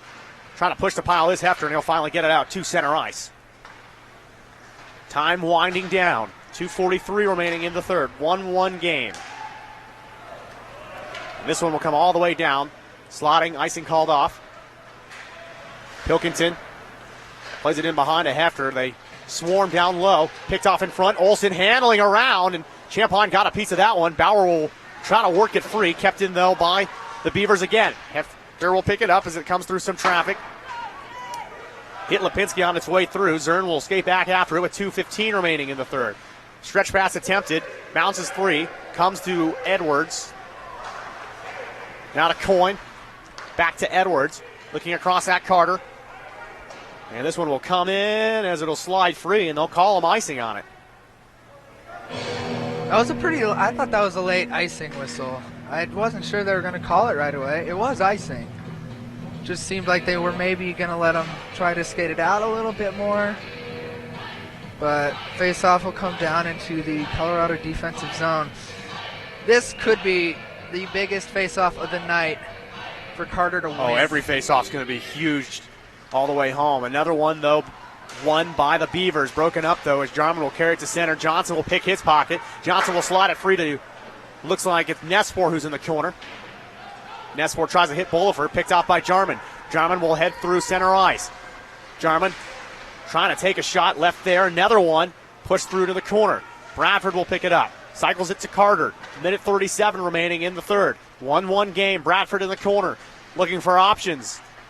Handles down low as Bullifer will get it now. Bullifer will look towards Johnson. Bradford, though, will take it away from him. Tipped over to Carter. To the corner, it'll slide with 1:23 remaining. Johnson will try to get it out to center. Coyne will glove it down at the blue line. Bullifer waiting it there. Coyne again will glove it down. This time it gets out. Here comes Briscoe. Briscoe alongside Johnson. Briscoe will slide it across. Jumping on. Looks like he is Olsen. Olsen to the corner. Carter will break it up. Jarman will send it all the way around. Lipinski keeps it in. Kyle Lipinski takes a shot. Kick save by Champagne to the boards. Bauer will play it. This one will come high and out to center ice. 1 minute remaining. Oh boy, here comes Austin Yano. Yano this time walks in on Adams. Pushed off to the boards. Andrews will try to free it up. Took a weird bounce in behind. Adams will slash at it. Yano with it. He'll take a shot. Blocked in front by Adams. Cycled in down low for Olsen. Olsen will be pinned up against the boards by Adams. Olsen will look out to Lipinski. It's free in the slot, and it'll get out to center ice with 33 seconds remaining in regulation. In deep it goes now to Champagne. Champagne will leave it in behind for Dora. Both teams will go off for at least a partial change. Minot gets a full change. Here comes Anders. Anders collecting steam. He's got Bauer with him on the right. Picked off and brought the other way now by Bryce Lipinski. 15 seconds. Lipinski in on Dora. Dora will got him off into the boards. Derek Brooks now in behind. 8 seconds. Anders over to Bauer. Bauer's to try and slash it to center. He will. This one will chip all the way in down low.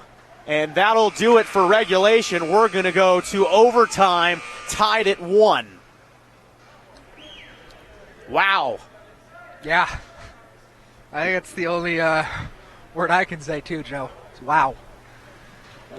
Much different game than the December showdown we had here. We're going to overtime.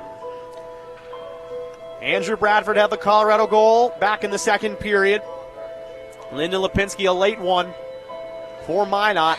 Tied at 1, the number 1 ranked Minot State Beavers and the University of Colorado Buffaloes. They come in ranked number 8.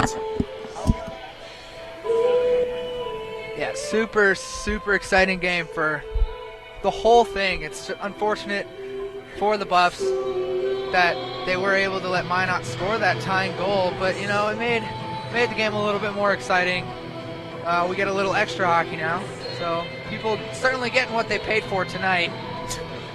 Yeah. You know, the $5 or $6 for the admission here. Certainly well worth it tonight. One of the best games I've seen the Buffs play in the last 2 years. They had some really good games last year, but I'm struggling to come up with one right now that I think was much, much better than this one. This one's up there, certainly in my mind, with the games that I've seen over the last couple of years. Very, very good.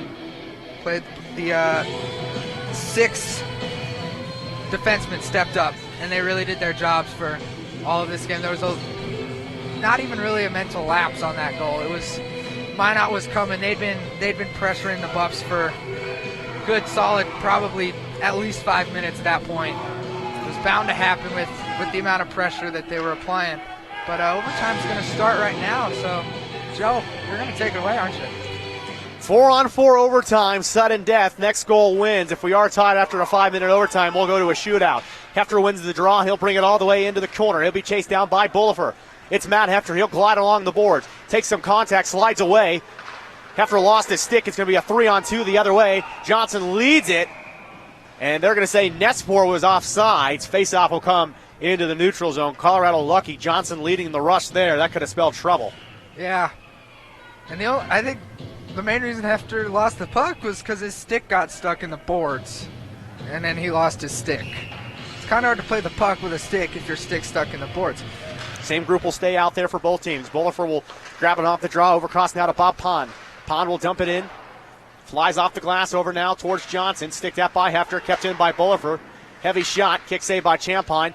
Held off in the slot. And Pilkington will carry it out to center ice. Intended for Bergkemper. Couldn't quite pick it up. Bullifer can't handle around Hefter as Bergkemper will slide it over to Pilkington. Pilkington with some space. Tries to take a shot. Pushed away.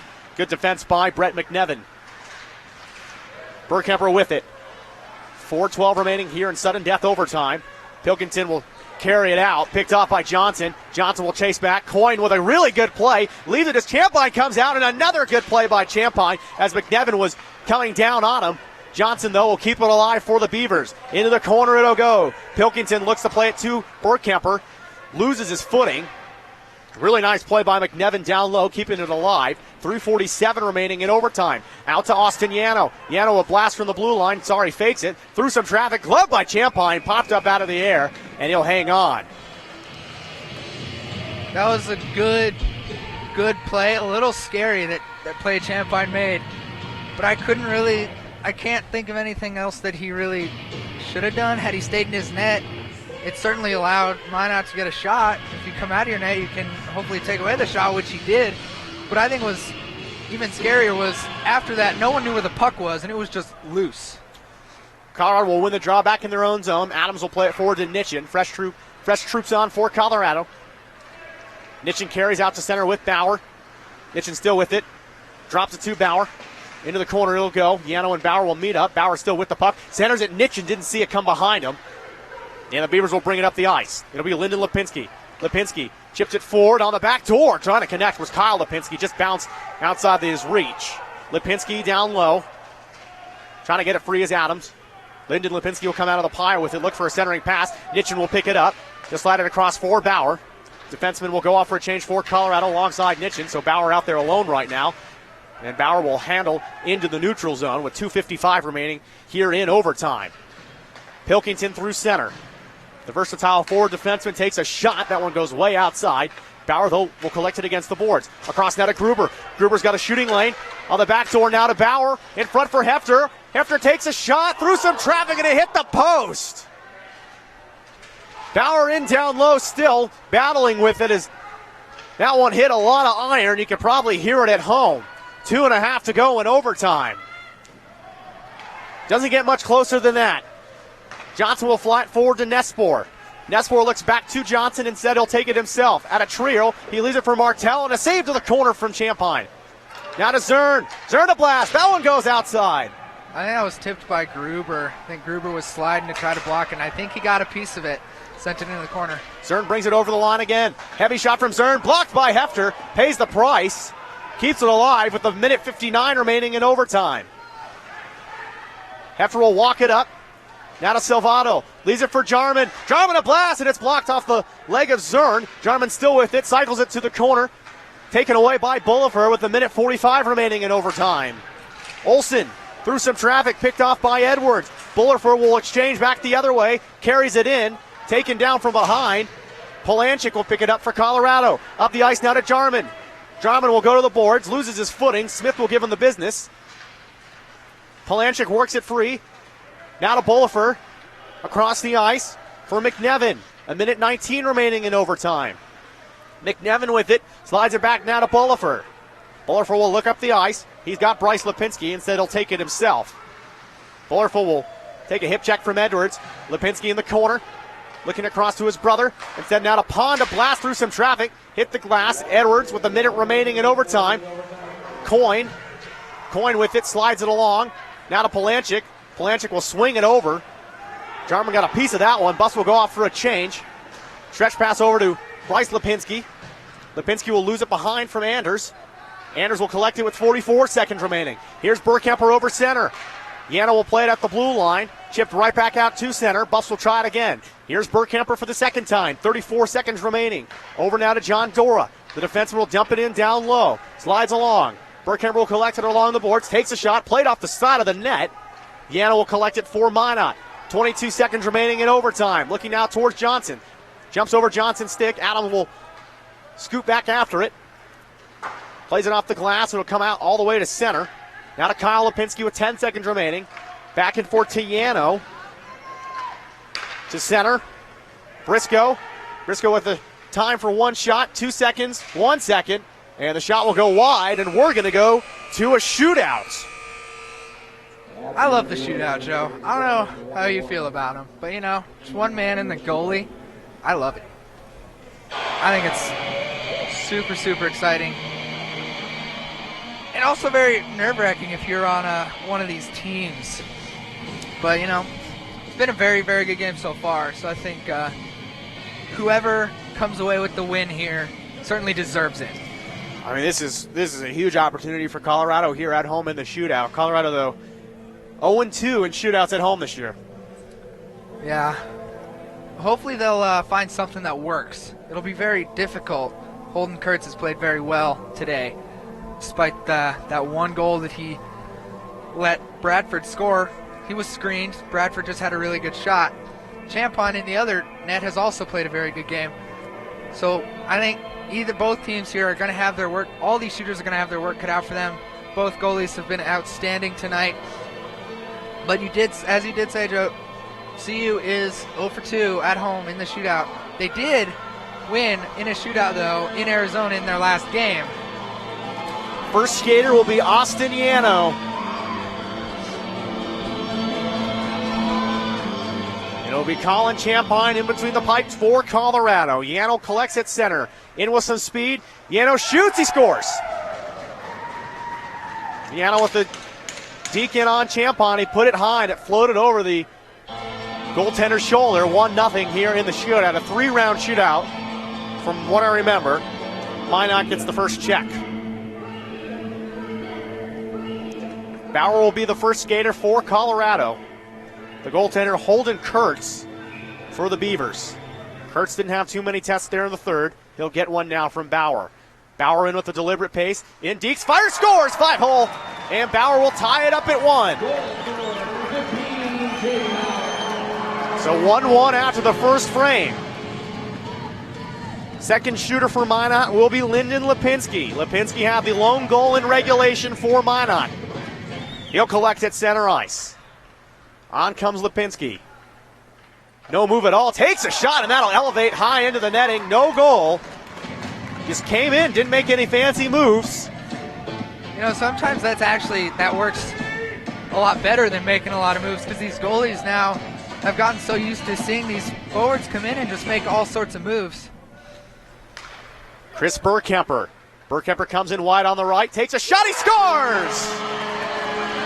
Chris Burkemper finds it just inside the left post, and it's 2-1 Colorado. If Piner can make a save on this next attempt, Colorado will knock off number 1 Minot State. The shooter will be Sam Briscoe. Briscoe takes it from center. Over the line he comes with speed. Briscoe in, takes a shot and a save by Champagne. Colorado wins in a shootout. The Buffaloes have done it. They upset number 1 Minot State here at home. I will say, Joe, Minot State did not lose this game. Colorado won it. You know, sometimes you can say a team didn't play well enough to win. Both these teams played well enough to win, and it sent it to a shootout. The fact that Minot State came back, they were down for that most of the game. After the first period, it was 0-0, but then in the second period, they were down after the second 1-0, and for most of the third, they were down 1-0. They didn't lose their composure. They were able to come back, tie the game. Then both teams did what they needed to do to send the game to overtime. And Colorado shooters, I think, figured something out in the shootout in Arizona, because they win this one again. Very, very good game played by both teams. A shootout victory for Colorado to start off the 2016 season here at home. The Buffs knock off number 1 Minot State.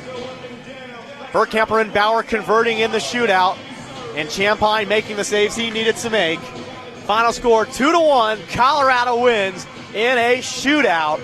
These two teams will play again tomorrow night, 10:30 p.m. in Fort Collins. We will not have a broadcast, unfortunately, but follow the action on Twitter. And thank you for tuning in here tonight. From the entire crew here at the University of Colorado, thank you for joining us. This was a fun one. Your final score, University of Colorado 2, Minot State 1. We'll talk to you again soon. Have a great evening. Thanks for listening and watching. Good night.